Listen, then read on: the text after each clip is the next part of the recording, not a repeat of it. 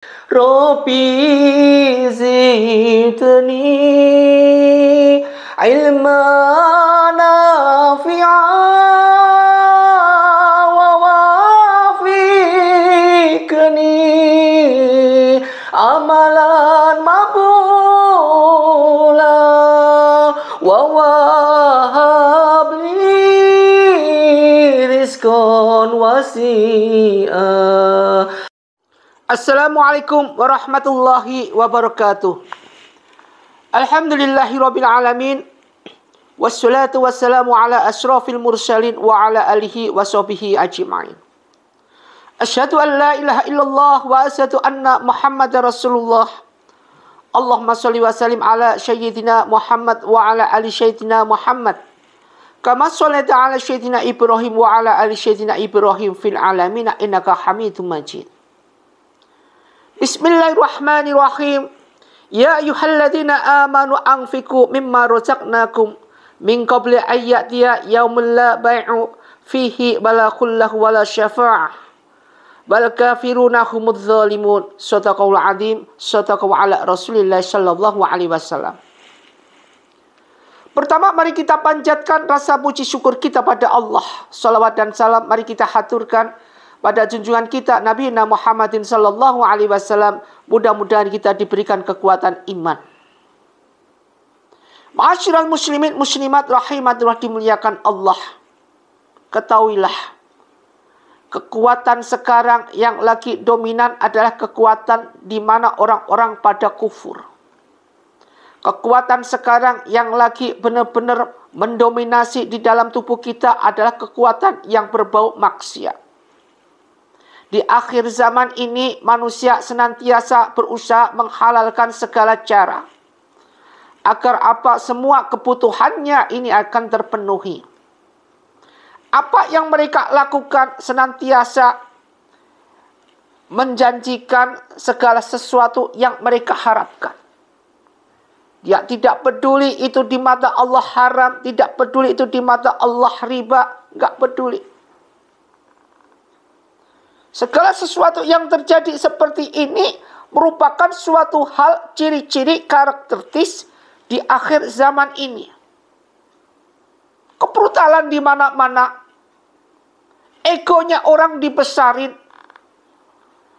kesombongan sudah menjadi suatu kebiasaan yang lumrah. Maka dari itu perlu kita garis bawahi dalam segala hal yang terjadi bahwa manusia adalah bersifat senantiasa dimurkai oleh Allah Subhanahu wa taala. Jelas dimurkai oleh Allah karena sudah melalui atau melampaui batas daripada rel-rel itu sendiri. Untungnya kita menjadi umat baginda Rasulullah SAW. Beda sekali dengan umat sebelum baginda Rasulullah SAW. Ketika umat daripada Nabi itu mendapatkan segala suatu kezaliman apapun bentuknya, langsung azab turun dari Allah. Kita masih diberi peringatan untuk bisa taubat, tubu ilallah taubatan nasuha. Karena ini merupakan suatu permintaan daripada baginda Rasulullah SAW kepada Allah agar umatku, ya Allah, jangan kau jadikan segala sesuatu yang berbau azab. Rasulullah selalu memohon kepada Allah agar umatnya terlindungi daripada azab. Namun, umatnya ini sendiri seperti kita ini yang senantiasa memancarkan suatu kesombongan, senantiasa memancarkan suatu kemaksiatan yang luar biasa. Tidak pernah ada habis-habisnya. Di dalam segala hal yang berbau sedekah, padahal itu menyempurnakan daripada dosa-dosa kita, senantiasa kita hindari. Bismillahirrahmanirrahim. Di dalam ayat Al-Baqarah ayat 1254 ini, ya ayyuhalladzina amanu, wahai orang-orang yang beriman, anfiku, infakkanlah, mimma razaqnakum, mimma sebagian rezeki, razaqnakum yaitu dari rezeki yang kuberikan kepadamu. Perintah Allah kepada hamba yang beriman agar terbebaskan dengan segala kekufuran di akhir zaman, agar terbebaskan segala kemaksiatan di akhir zaman, maka ini perintah untuk menyempurnakan segala hal-hal yang berbau dosa. Dengan cara apa? Ya ayyuhalladzina amanu anfiqu, infakkanlah, sedekahkanlah. Namun ketika kita diperintah untuk menginfakkan sebagian rezeki yang Allah berikan, kita kadang-kadang apa? Bukan kadang-kadang, sering sekali terjadi kita tidak mau menginfakkan. Alias pelit pailit bin medit bin kikir, minta ampun. Sedekah subuh kagak pernah bisa istiqomah. Jumat berkah, apalagi senantiasa, itu kayak menjadi suatu hal yang tidak diinginkan. Sehingga kebiasaan kumpulin. Nanti mau sedekah atau mau infak kalau sudah diumumkan, diviralkan, dan cetek minyak segalanya. Ingat, bukan masalah ini yang akan diterima oleh Allah Subhanahu wa Ta'ala, tetapi nilai ikhlas, kunafa'a, nilai ikhlas ini yang penting. Wa yuqimus shalah wa tuz zakah, dari salat kita, zakat kita, ini nilai ikhlasnya ini. Kalau kita tidak bisa ikhlas, tidak bisa ridho, lebih baik nggak usah. Kenapa? Karena akan nanti terjadi kesia-siaan. Min qabli ayati yaumul bai'.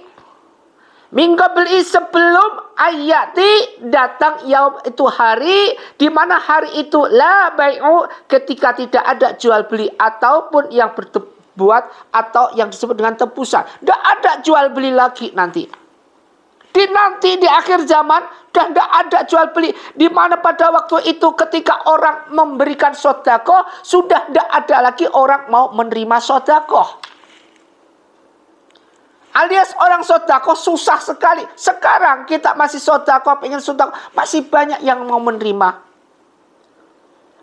Kadang-kadang mau sedekah aja sudah diembel-embelin dengan pikiran yang tidak mengenakan di hati. Apa itu embel-embelnya? Udah prasangka suudzon kepada orang yang penerima sedekah.